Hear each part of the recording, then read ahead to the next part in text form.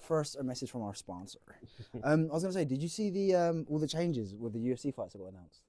Yeah, I've seen some crazy stuff with Mate, I can't Topuria believe. and everything. I was surprised that he vacated the belt. To be fair. Yeah, they said that they're going to change the rules, aren't they? So you can't be double champ anymore. That's what Diego Lopez said, which Yeah. kind of makes sense because I kind of think you should only be able to go out unless you've like cleared out the division. Yeah, I agree. But to be honest, I'm kind of glad that happened because I didn't want to see Volkanovski versus Topuria again. No. I feel like he would have just got KO'd stiff again. Yeah, I know what you're saying. It's just, I don't know. I think the double champ stuff is cool. So I think it's a shame that they're getting rid of that. I don't know if they'll get rid of it. I think it kind of just makes sense. Like, I think it's very circumstantial. If you've cleared out, I think if Islam wanted to go up to 170, they would let him go up to 170. 100%. Right. Yeah. But I kind of think it's cool because I want to see now Ilya go up to 55 and fight Islam. Yeah. That's what I think they should do. what's gonna 100%. happen. Yeah.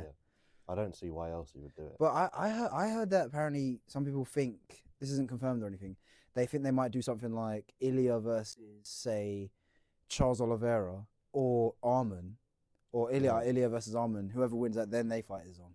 Okay, that would be strange though. Why do you think that would be strange? That he's accepted giving up the belt and he's not even going to fight for a title. Well, yeah, I was thinking that as well. He must. There's no way he would have been like, oh yeah, I'll stop being a champion so I can just fight a random contender. Yeah, fight Bobby Green for a laugh. Fight Tony Ferguson. Yeah. But then I was Volkanovski's gonna be fighting Lopez, and obviously I love Volkanovski, but I'm worried that he's just gonna look like, because he's been battered a lot, like especially in the last 2 fights.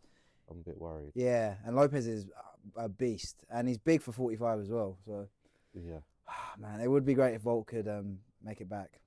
Yeah, I really hope so. But it's funny, we were saying a few weeks ago when we were driving up to Lewis's, when we were talking about, well, you want to see Paddy versus someone, now he's going to be fighting Chandler. That is a sick I was fight. just about to say that. It's so weird that you called it. I never would have called that happening. No, I think, didn't you say Paddy versus, you said someone else? Or I can't remember who I said. I remember you said we Paddy mentioned, Chandler. yeah, I said Paddy Chandler would be good, but I also said Paddy versus like,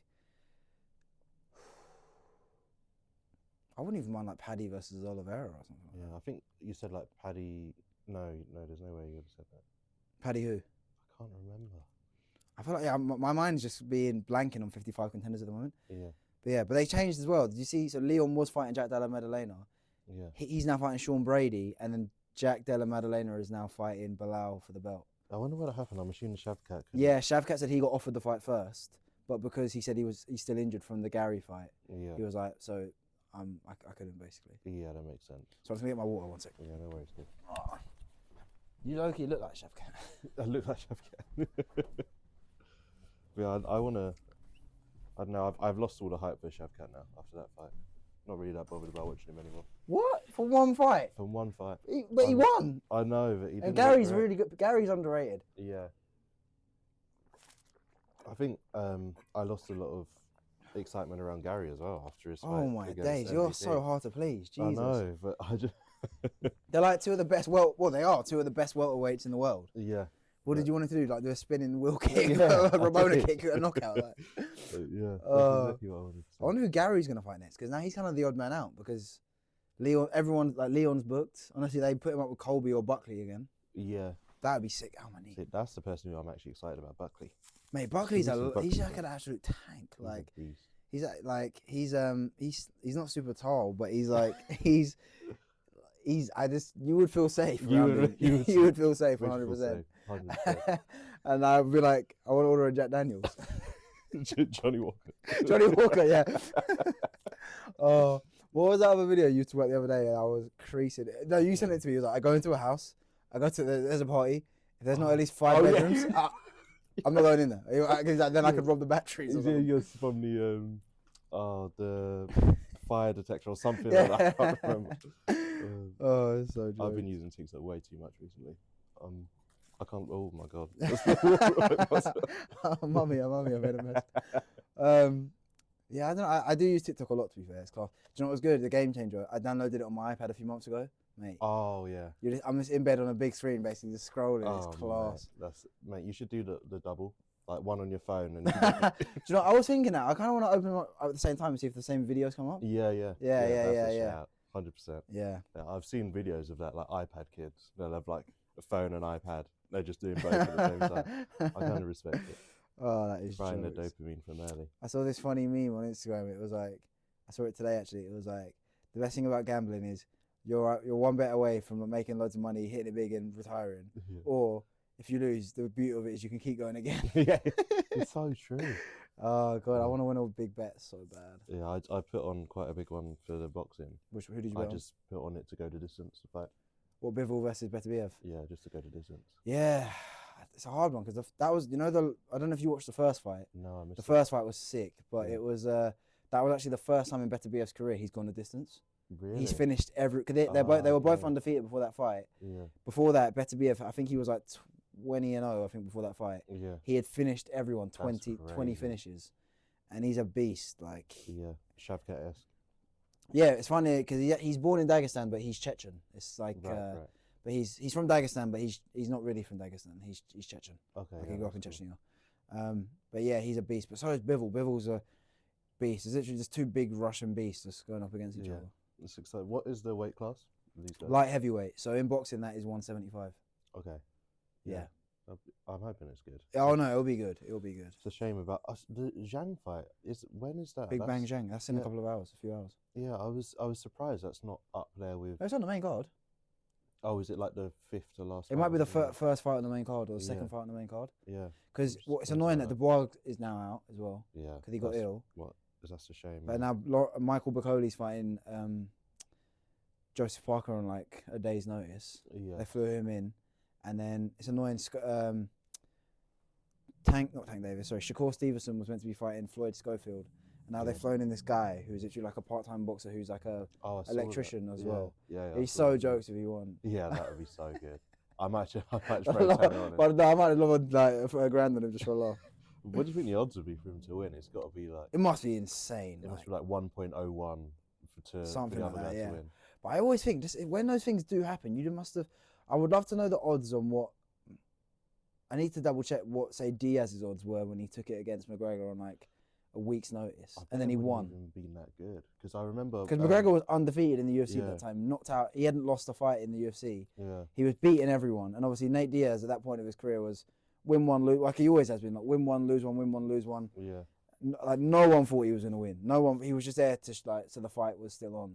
Yeah. Must have been insane. And it's funny when you know the story about Nate Diaz before he fought Conor. For years he was like complaining that he wasn't getting paid enough, and Dana was like he doesn't move the needle, and he doesn't bring a lot of eyes to the sport. And then after that, it just blew Everyone up. loved him. Yeah. Oh man, yeah. And that people always liked him because of his brother. Like they've got a cult following, and he won the Ultimate Fighter back in the day. But when he fought McGregor and then finished him, then the build up to both of those fights were just Yeah. legendary. And it's mad to think before that fight, I think the most he had ever got paid was probably like 50 or 60 grand a fight Yeah. or something. Then he beats McGregor. Nate Diaz then cashed in about $500,000 for one fight. And then when he rematched McGregor, even though he lost, he made $1.5 million. So he made It's $2 million from crazy. 2 fights. Yeah. And to think he was a guy that was earning like 50K Yeah. for the show and win, and then he's Changed gone his and life. he's made like 2 million. And then after that, he made millions. He only fought a few more times in the UFC, Yeah. but he made millions, like at least probably $1 million a fight. Like it was Yeah. crazy. Fair play to the guy, man. I loved it. Respect to him. Yeah. But yeah, but what you're saying about the odds, I remember when Ige came in on like 2 hours notice. Oh yeah, I remember that. His odds were only like 4 point something. Yeah, but I think that's because Ige's so good. no, it's not that. To be honest, I would expect them to be a little bit longer. But I Yeah. think he hadn't long fought, and he trains in Vegas, and he trains he's in one of those guys that trains all the time. Yeah. And then he ended up, because that was in like June, July. He then fought 3 months later. Yeah. So yeah, and he fights quite regularly. But yeah, I'm Yeah. surprised that his odds weren't a tiny bit Yeah. longer. He Maybe did like look good though, to be fair. He did. He won. It was 3 rounds. He won 1 round. I mean, it was Yeah, 29-28. yeah. It's not like he got battered or anything. Yeah. And what's it when Holly Holm fought? Oh, Ronda Rousey. No. What's the other one? The one that she lost and she just got absolutely thrown around. Oh, Kayla Harrison. Her odds were like 6. Yeah, but she wasn't a short notice though. Oh, was Holly Holm short notice? No, she wasn't. I thought you saw it. Oh no, I just meant in general. Like, Oh that's, yeah. that's probably the longest odds I've seen. The No, it's longest definitely not. odds that I think I've seen and that I Definitely not. remember and someone won, when Pena fought Amanda Nunes, Yeah, she was like, I'm not even joking, like, I think she was about 9 or 8 to 1. that's She was about crazy, 9 to 8. yeah. And then the first round, she'd done well, like she got a takedown, but then she finished the round like Nunes was like punched, like beating her, like ground and pounding her, and then the second round starts. She takes her down and she's just boxing the head off of Nunes, and then she takes her back, chokes her. Nunes taps so quick. I was like, oh my god, I couldn't. But that is the biggest upset in UFC history, in my opinion. Crazy, isn't it? She was about 8-1, and she tapped her. And it's funny because she was saying for years. I watched all these interviews with Pena, and she was like, I'm gonna beat Amanda Nunes. I've wanted to fight this girl for years. Obviously, no one believed her, but when I heard the interview, I was like, wow, she sounds quite convincing. I'm still not going to bet on her, but she sounds convincing. So I wanted her to win. And then when she done it, I was like, I was going mad. I was tempted because I remember that night I won a lot of money on, I had like an £80 free bet on Charles Oliveira. He was the underdog. I made like 100 quid or something. And then I was thinking, should I put it like, just do a tenner, like Oliveira Pena? And I just thought, nah. And it was like 16-1. And I was like, nah, it's not gonna happen. And I was like, oh my god, could you imagine? Oh, you should have done that. And it's funny, I think I always remember that fight because someone put 330 grand on Amanda Nunes to win. Oh. To make they would have made about 40 grand profit, 38 grand profit. And then if they had bet that on Pena, they would have made about 2.8 million. It's insane. It was insane. That's why you just never know with betting in general, but especially with like combat sports. Yeah. Because one punch, one mistake, you could just be done. Do you know what I mean? I've seen on that about surefire bets. It's slightly off topic, but there's a bet on LeBron. I can't remember exactly what it is. Yeah. I've seen it. It's something to do with like getting 10 points, something like that, and he's never ever not done it. It's a surefire 100%. People just do it every time just to make like free money. Really? Yeah, you can just like put it on. It's like 1.01, and people just do it every time because it always happens. That's mental. I don't remember what it is. I remember like when Messi and Ronaldo were in their prime. Even when I was like 18, and I first started gambling. I would sometimes just check, even though I would never bet on it, the odds for say Messi or Ronaldo to score in like a regular game against like Getafe or something. Yeah. The odds would be so bad. Sometimes the odds for say Messi to score would be better than say Barcelona to win. Yeah. It would be like crazy. But Messi to score would be like 1.28, and then Barcelona to win like a certain game might be like 1.44 or something. It was ridiculous. Mental. Yeah. But to be fair, he did score pretty much every game. No, he did, but I'm just saying it's just mad to think that that's the case. Yeah. It's actually ridiculous. Yeah. We'll never see anything like it ever again. So, no, it's not. To be fair, Salah's numbers are ridiculous as well. Oh my! He's got like what? I don't know how many goals he scored this season. He's got 29 or something like that. Yeah. I mean, he's actually a freak. Like, there's no way it's 29. Is it 29? I think in all comps, it might be in all comps. In the Prem, I think he's probably on like 18 or 19. Yeah, I think I saw it was like 37 appearances, 29 goals, 20 assists or something. Yeah, I think I saw that as well. Like that's just a joke. I actually can't believe it. And it's mad. He's playing with like players who are good, but they're not like. It's not like when he had Firmino and Mane. Yeah. Could you imagine Firmino in this Liverpool team? He would be ridiculous. My word.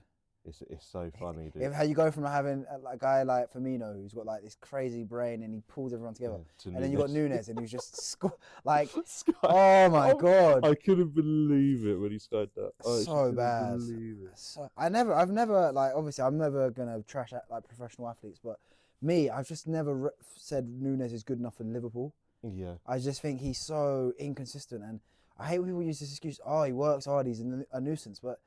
You should be like every player should be like why would you want someone that isn't kind of thing? I know what you mean. And it's just like it's so frustrating, frustrating. He does miss a lot of big chances, but I mean, mate, he misses so many. All strikers do. No, there's a line. I want him to leave so bad. I just want us to get like it doesn't even have to be like a striker that plays every game. I just want an out and out centre forward. Just get Origi back. Mate, yeah, Lich. It's funny people compare him, and I'm like, compare Origi to Nunes. I'm like, you must be having a laugh. It's like, it makes me think of that meme of that Southampton. Like, is it a colour thing? Is it a colour thing? Like, how can people compare Nunes to like Origi? This guy was like scoring in Champions League finals and like getting us to finals and scoring important last minute winners. And Nunes will do like some like e-girl will make like a fan edit of Nunes on TikTok. Like, oh, he's so cute. That's it. It just winds me up so much. I think Nunes and Origi are like the complete opposite. Like Origi's like a big clutch player, and Nunes is the least. The complete opposite, yeah. But I would say Nunes is a better player. He's not a clutch player. He's not. I wouldn't say he's a better player. I think he's a better player. Nah, he's not even the best Uruguayan striker. Literally, Suarez and Forlan are still better. And Cavani are literally all still better than him. Abel Hernandez had on FIFA 10 with 93 pace. Oh, you'll see. You'll see at the World Cup he's going to be top scorer. Yeah. He might be, mate. He's actually the goat. Mate, I wonder if Suarez is still playing for Uruguay. He must be. If he is, they should definitely bring him to the World Cup. He'll definitely do bits. Have you seen the videos of Suarez running? Yeah, like everyone's like, his knees are cooked. Yeah, it looks awful. It's quite sad, isn't it? Yeah. That's right. Well, yeah. I mean, he's playing in Miami now, isn't it, with Messi and stuff. Yeah. They've basically got like Barcelona's retirement. It's like him, Busquets, I think, Alba. Like Alba, yeah. Messi, like, it's just nuts. They need to get like, who are they going to get next? Gonna get? Oh, they should have got Neymar. Sad. Yeah, that would have been sick. Apparently, there was a rule that they couldn't get him for some reason, some foreign player rule or something. Well, I heard, I don't know if it was you that told me or Jay. Apparently, Neymar's contract at Santos is only a year, and then he'll try and go back to Europe. I didn't know that. Apparently, he'll try and go back to Europe in the year, try and win Champions League, basically. Ah. And basically get ready for the World Cup next year. Oh, I hope he does. Low-key, obviously, I always want England to win the World Cup, but if England don't, I will always want Brazil, because I love Neymar. Yeah, I love Neymar. Oh my God, he's so good. I'm surprised you wouldn't want Argentina or Spain or something. Argentina, I would never want Argentina to win the World Cup. Never. Yeah. Even not for Messi, you don't care? Nah. I'm glad that he won it, but I would never want Argentina to win the World Cup. Maybe Portugal win the World Cup. I wouldn't mind Portugal for Ronnie to win. Ronnie, imagine. Yeah. Ronnie just scores. Do you know what always makes me crease? When they won the Euros, that meme of him where he's like, oh, he's like screaming. It's like one of the funniest. I love that GIF so much. So good. Like, yeah. Oh God, I was actually so upset. I can't believe nobody talks about the facts that Payet. It looks like he actually tried to injure him in that game. I can't believe nobody talks about it. Well, maybe he did. Yeah. Yeah. I was so gassed when Portugal won that though. Yeah. Because I hate when France win. It just winds me up. And then when and obviously I wanted Ronaldo to win the trophy, and it's good to see the underdog win. Yeah. I was so gassed when they won. Maybe if Poggy's back, I'll have France win. Yeah, but I don't think Poggy's gonna come back. They should just get the old midfield back, like Poggy, Matuidi, and Kante. Can you imagine? Poggy, Matuidi, Kante, and that'd still be so good. Who is that other guy that they had? Like, get Cabaye on there on the bench, like. Yeah, Cabaye. Yeah, 100%. Play Cabaye false 9. What Mate, let's put Sacco left back with Clichy. Cabaye. Getting Zuma. Yeah. Oh, Zuma. What happened to? Where's he now? Probably in Saudi, I think. Yeah, that sounds about right. Yeah. It's a shame. I want to see. Yeah, I think the World Cup's. I was talking about this with someone the other day. I think the World Cup's gonna be sick. I think it's gonna be really good. Yeah, I hope so. I like that it's in. Usually I hate when countries share a competition, but because Mexico, it's in Mexico, Canada, and America. Yeah. I think that's gonna be good. Yeah. And obviously they share the league with with Canada. MLS is like Canadian teams as well. Right. Yeah. Yeah. So it makes sense. Yeah, it'll be good. Yeah, I'm excited for it. And it's kind of nice when the host does well. Obviously, I don't want America to win, but it'd be good if they done well, I think. And obviously, Pochettino's their manager as well. Their team don't look that bad. Who have they got? Pulisic. Yeah, they've got a dreadful keeper, but I can't. Oh, they've got Anthony Robinson from Fulham. He's probably like their best player. Who else? They must have some other decent players. Yeah, they do. For some reason, I can't remember. I know they've got some decent players. They've got one playing in the French league. Can't remember his name. Striker. Where? Yeah, and another one. What's his name? I'm not going to remember his name. But he's they've got another. Oh, maybe he's a winger. I can't remember. But yeah, it's obviously it's funny that I'm saying, oh yeah, they've got a good team. I can't remember a single player. Thingy got a good player. What's his name? Canada. They got Davies from Bayern. Yeah. And I think he's their captain as well. Yeah, they're not going to do well. They should just play Davies at like striker. No, I think they play him like. Do they play him? They play him like centre mid and left wing. I think. Yeah. He's literally their best player. He's like when that's what like Switzerland used to do with like Alaba. They were playing like centre mid. They do the same thing in Northern Ireland with who's the player that plays for Liverpool from Bradley. Northern Ireland. Yeah, they play him in centre mid. It's like Nigeria used to do that with Mikel. They were playing like Cam. Did they? Yeah, he would be sick. Nigeria's actually good, so it feels weird. They've got decent players, but I remember watching them back in the day, and I was like, mate, Mikel was actually like he wasn't just playing CDM. He was like going forward and like playing like through balls. I was like, what is going on? Austria used to do it with Alaba as well. Sorry, that's what I meant. Austria. I don't know why I said Switzerland. Yeah. Austria. Yeah, Alaba used to do it. I like when there's like a player that's better than everyone, and he's like plays everywhere kind of thing. Yeah, yeah. Like Pepe with Ivory Coast. Yeah. That's facts. Best Ivorian. Yeah, but he actually is best Ivorian winger. Best Ivorian winger. It goes him, Javinho, Doumbia. There was another one. Was it Kone? Kone, and then Zaha was like 5th or 6th. Yeah, he might be. Kalu as well. Yeah. Oh, have you seen where Zaha's at now? Charlotte. Yeah. Yeah, fair play to him. Getting like, I would want to play in America one day. Yeah, 100%. Just chill. Yeah, I don't see why not. It seems quite fun. It's a shame it hasn't worked out for him at his club, so. Yeah, it would have been nice. I don't blame him though for wanting to try something different somewhere else, and I wouldn't be surprised. He'll probably come back to Palace one day. I reckon. Do a year. Play him like. Play him in midfield. He doesn't have to run at all. Slit him past. But he's probably still got his legs though. That's the thing. He's still like a fit athlete. Do you know what I mean? Yeah, he is. Yeah. I have to say he looks so fit. But it's weird how it works, isn't it? Like with Sterling, he still looks kind of fast, but he's just cooked. Oh no, he doesn't. He looks like it's weird because do you know what I think it is? He's young, but he's had a long career. Such a long career. So he's been playing professional football for 14, 15 years. Yeah. It catches up with you kind of thing. 100%. So it's just like, you see it in fighting as well. Yeah. Guys that might they start younger and then it's just like, and they've taken a lot of damage. If you've taken a lot of damage, later on in your career, you just look like a shell of you. Look at Tony Ferguson, for example. Yeah, it's such a shame. Because his fights are always just like, I'm kill or be killed kind of thing. Yeah. So, and I think it happens with footballers as well. Like look at Rooney, he peaked so young. Like he was one of the best players in the world from being like 16 years old. Yeah. And then by the time he was still good when he was like in his like 30s, but he was like not as good as he was kind of thing. Yeah. That's why I think players like Yamal and stuff like that, they're playing so many minutes. They're playing more minutes than any teenagers like ever played. Yeah, that's what I low-key think's happened to. Not obviously he hasn't been good enough, but Rashford. Yeah. Because he basically played every game. Yeah. And obviously not making an excuse for him because there's been sometimes I think his professionalism hasn't been that great, or he hasn't been playing well enough kind of thing. Yeah. But there was a time where he was playing like every game. Yeah. From say age 18 up until he's like 28, basically the last 10 years kind of 9, 7, 8 years. And it's just, it does catch up with you, I think. 100%, yeah, it does. And he's got a bad back injury as well, and you can't really fix those. Who, Rashford? Yeah. Did he? If you've got a back injury, it's just... I didn't know he had a back injury. Yeah. I'm almost certain he's got a bad back injury. It's the same as Isak, because he's got a toe injury. You can just never fix it. Yeah. You just got to play through the pain barrier. Exactly, basically. yeah. That must be big. Yeah, and he's just going to keep getting the same recurring injury. There's nothing he can do about it. Yeah. So it's a shame. Do you mind us passing my phone there? Yeah, no worries. Cheers, lad. That's why I don't think he's worth like 100 mil. Isak? Yeah. I think he's probably one of the best strikers. He's probably he's arguably the best striker in the Prem right now. At the moment, yeah. But there's not that many like 10 years ago, there was probably about between 15 to 25 like top strikers. Yeah. Whereas like now they're so hard to find. You've got like Haaland, Kane, Isak, Mateta.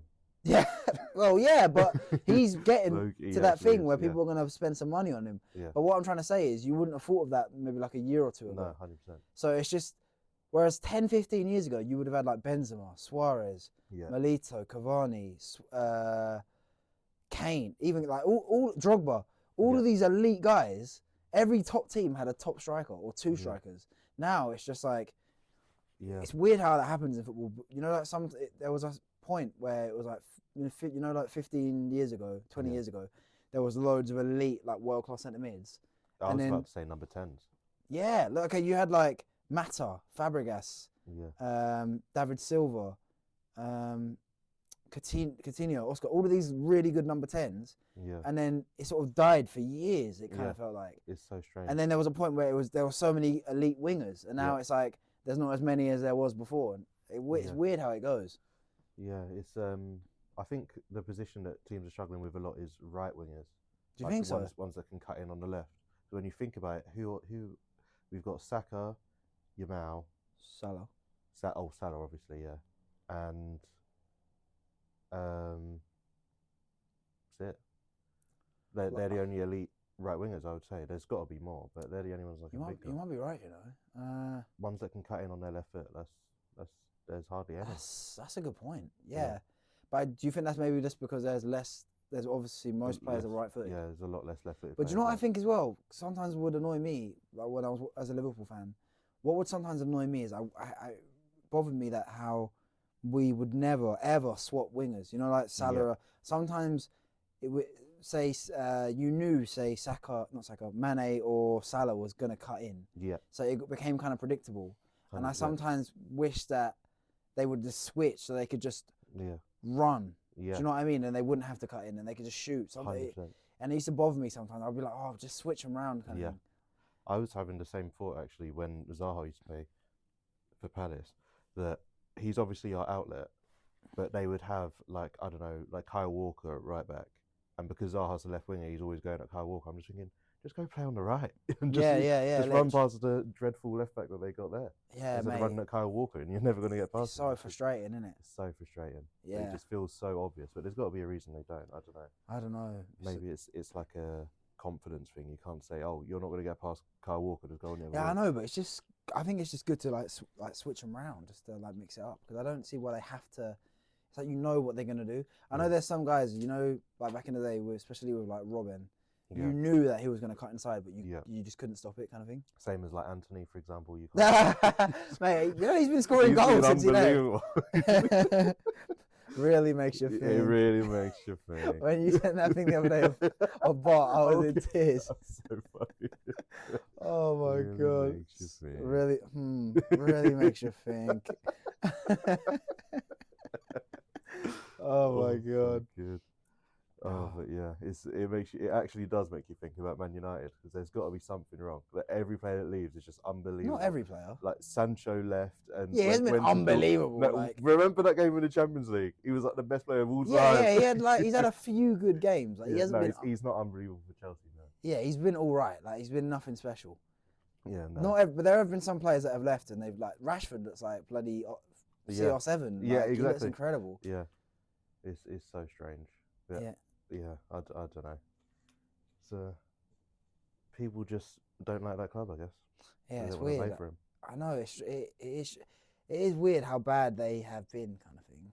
Yeah, even things like, for example, De Ligt coming in, and everyone's saying, "Oh, I've rated him, to be fair. He's been all right, yeah, but he hasn't looked like one of the best centre backs in the world, like he was rated as before. Yeah, I remember when he first come onto the scene. That that whole Ajax team. Yeah. And everyone was like, "Oh my God, these guys are the best." Yeah. And they got raided, didn't they? Because they had like De Ligt.